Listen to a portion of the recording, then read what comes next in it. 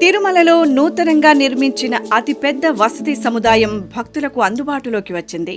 PAC 5గా వ్యవహరించే వెంకటాద్రి నిలయాన్ని సెప్టెంబర్లో జరిగిన శ్రీవారి బ్రహ్మోత్సవాలలో భారత ఉపరాష్ట్రపతి శ్రీ రాధాకృష్ణన్ ప్రారంభించారు. తిరుమలలో ప్రస్తుతం 45 నుండి 50,000 మంది భక్తులకు మాత్రమే వసతి సౌకర్యం ఉండగా 2018లో PAC 5ను నిర్మించాలని టీటీడీ బోర్డు నిర్ణయించింది. ఇందులో భాగంగా సుమారు 102 కోట్ల రూపాయల వ్యయంతో 2,69,617 చదరపు అడుగుల విస్తీర్ణంతో 5 అంతస్తుల భవనాన్ని నిర్మించారు.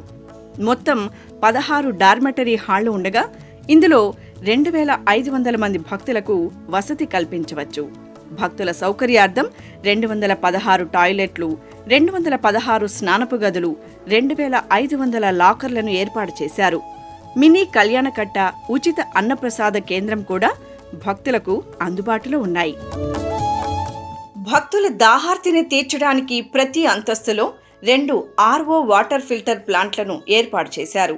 ఆర్టీసీ బస్టాండ్కు అతి సమీపంలో ఉండడంతో వెంకటాద్రి నిలయానికి భక్తులు సులభంగా చేరుకోవచ్చు.